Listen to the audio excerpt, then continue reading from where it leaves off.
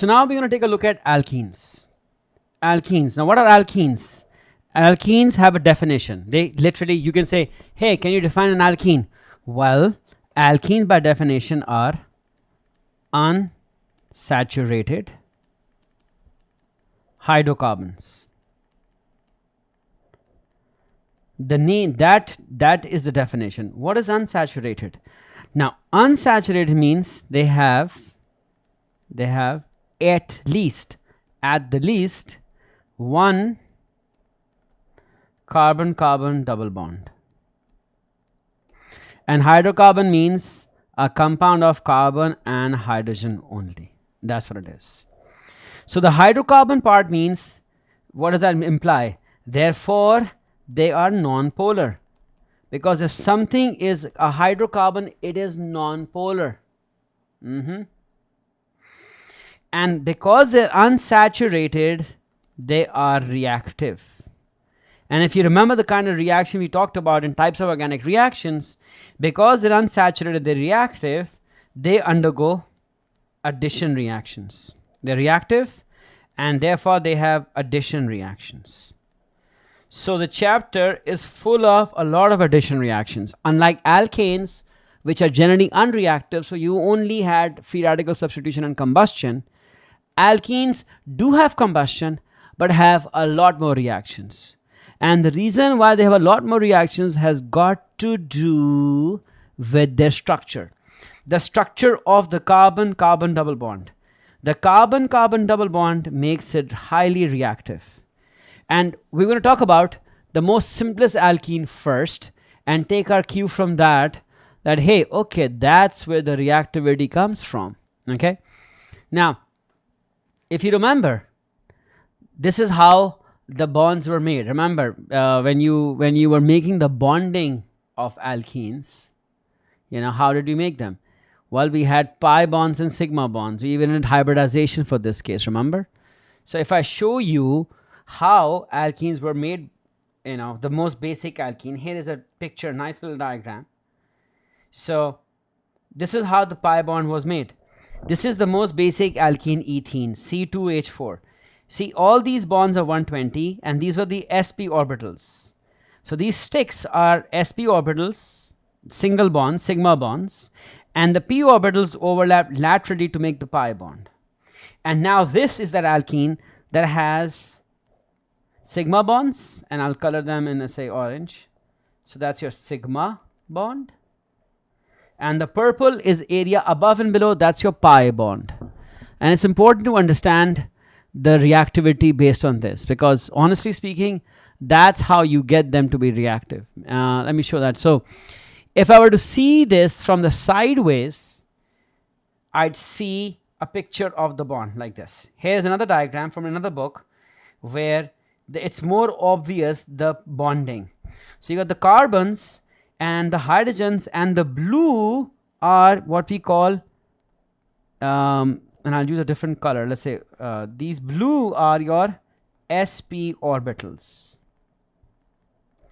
and they made the sigma bond right there. That's your sigma bond that I'm highlighting in white.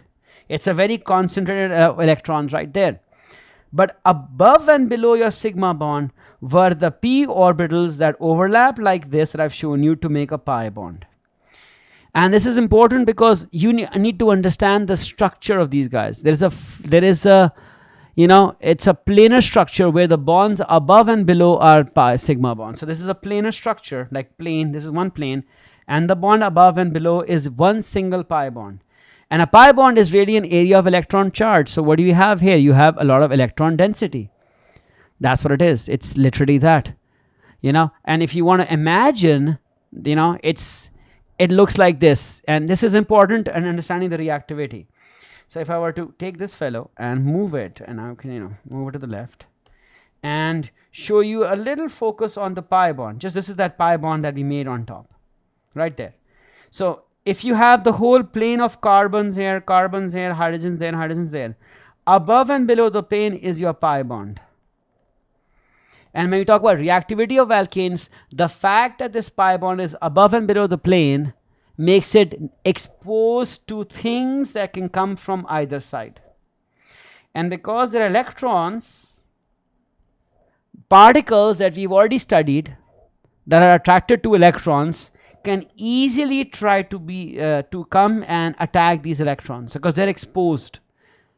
The reason why alkenes are reactive is not just the fact that they have a double bond, sure, but because they have a double bond, they have this sp hybridization, angles of 120 and sp2, and there the pi bond kind of sticks above and below the sigma bonds. Because it sticks out like exposed, uncovered bond, it is easily attacked by particles that we kind of already knew earlier. We call them electrophiles.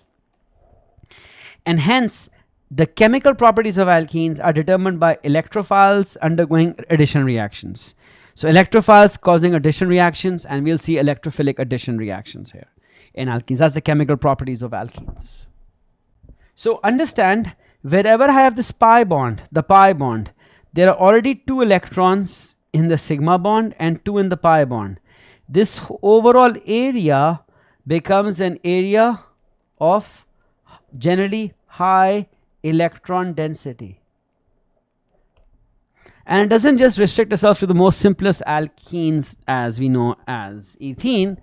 It can also go on to alkanes also. I mean, say larger alkenes also. Things like what you call it? Propene also have this. Not just alkenes. Propenes, not just ethene, but propene also have them. So, for example, ethene is C2H4. That is C, C, H, H, H, H. And they have a pi bond region, one pi bond region above and below. And that pi bond region is where the electrons are, right? So, but if I have C3H6, which by the way is propene, C3H6, which is CH3, CH double bond CH2. If I draw this actual shape of this fellow, it's a CH3. So the CH3 is tetrahedral. CH3 bonded to, let's say, the blue C, which is CH, double bond C, CH. So here is the actual shape of propene. Some molecules, some angles are 109 and some are 120. Quick pause. If you're finding value in this explanation, there's so much more to discover at Alt Academy, where we break down every A-level concept with the same clarity. Now back to the video lesson. But here everything is 120. But because you have a double bond, guess what? You have an area of the pi bonds above and below. So you have a one pi bond above and below. So both of these have areas of high electron density which make them very reactive. And this is true for not just these two, but even but-1-ene, but-2-ene, pent-1-ene, pent-2-ene, you know, all that. Every time you have the double bond, you're going to have this area, and that's why they are becoming so reactive. So alkenes generally are reactive. Now, in the most basic alkene is this fellow, ethene. Each carbon is sp2. Okay. But when I go to this fellow, the blue carbons are sp2 hybridized, but the green carbon is sp3 hybridized. And so far, even in this fellow, when I'll erase these guys and show you the larger molecules like but-1-ene. But-1-ene is CH3, CH2, double bond CH. This fellow has 2 sp3s and 2 sp2s. So the 2 carbons in the double bond are always going to be sp2. And every other carbon is sp3. And because they're sp2, those bond angles will be 120, everything else will be 109.5. And that's what you got to have to remember. This is some of the physical structural properties of alkanes. Everything else is very similar to alkanes. They are non-polar.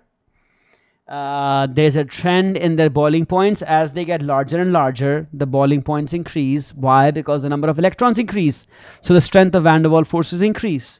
So that happens also. So as you go down from this list, the one we just talked about, you got, let's say here, I've got ethane C2H4, propene C3H6, butene has multiple options, pentene has multiple options. Like for example, this is C2H4, C3H6, you know.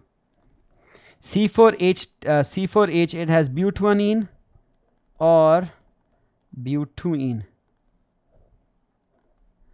And C5H10 has pentanene or 1, 2, 3, 4, 5, pentuene. But as you go down this list, boiling point increases as number of electrons increase, therefore strength of what increases? Strength of instantaneous dipole induced dipole attraction increases. And they are insoluble in water. So they have what kind of forces do they have? Just like alkanes, they have instantaneous dipole attraction. And as you go down this list, the boiling point increases because they have more stronger and stronger instantaneous dipoles. Okay? And that's the physical properties. The chemical properties have got to do with the double bond structure. And we just talked about that also, right? That they'll have these pi bonds which make them highly reactive, and they are attacked by what species? They are attracted by electrophiles. And electrophiles are what? These guys are electron loving groups. So they either have a plus charge or a partial plus charge that behave as electrophiles. You'll see Br plus at times, and in second year chemistry will come across Br plus an electrophile.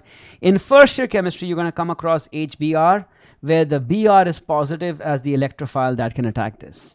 You also got water, HBr is the Br is negative, the H is positive, so the H is what attacks first. And water also reacts and other things. So, okay, these guys are going to undergo electrophilic addition reactions. We are going to talk about the reactions, and we are going to talk about the mechanism also. We're going to talk about that. But this is just the intro to alkenes that we've got to cover first. Now, one thing to talk about is that when I showed you guys this, here, this is one particular homologous series of alkenes where everything differs by a CH2 group. But I'm going to show you some more complicated alkenes also. It doesn't have to be this also. You may like, Bilal, what do you mean? I said, remember, alkenes have to have at least one double bond. You can also have alkenes with two double bonds. Here is an example right here. This is a compound which is, if I look at all the bondings for carbon can only make 4 bonds each. This, it has a formula of C4, H1, 2, 3, 4, 5, 6. This, by the way, is but-1,3-diene. This is also an alkene. Please, this is an alkene. Okay? Then I can also show you another fellow. C double bond C, then C, 1, 2, 3, 4, 5. Here I've got HH. Carbon has 4 bonds. So this middle carbon has 2 H's and then an H. These are also alkenes. If I write the formula for this fellow, it is C1, 2, 3, 4, 5, C5, H, 1, 2, 3, 4, 5, 6, 7, 8. These are also alkenes. This one is pent 1, 2, 3, 4. Pent 1, 4-diene. You can, by the way, also have pent 1, 3-diene also. This is another homologous series also. And why? Because consecutive members differ by a CH2 group. So this is one homologous series. The one before it is another homologous series. There are two different homologous series. Both of them are alkenes, by the way. The difference is this one has 2 double bonds, but it'll behave just like an alkene. The only difference is when the guys on top, when these fellows react, 1 double bond reacts. When this fellow reacts, 2 double bonds will react. So these guys will have twice as many reactions because they're 2 double bonds. But the behavior is the same. The double bonds will react. It's just that now we have twice as many. And when we see some questions later on, we look at the reactions, keep this in mind, guys, that's going to be possible. Okay? Next up, we're actually going to take a look at the chemical properties and the reactions of alkenes and the mechanism for electrophilic addition. Hey there! If you found this A-level chemistry lesson helpful, why don't you head over to our website, altacademy.org, where you can sign up for the full A-level chemistry course. In addition to chemistry, you can sign up for physics, biology, math, or 4 other A-level subjects. Thousands of students have already taken the leap. What are you waiting for?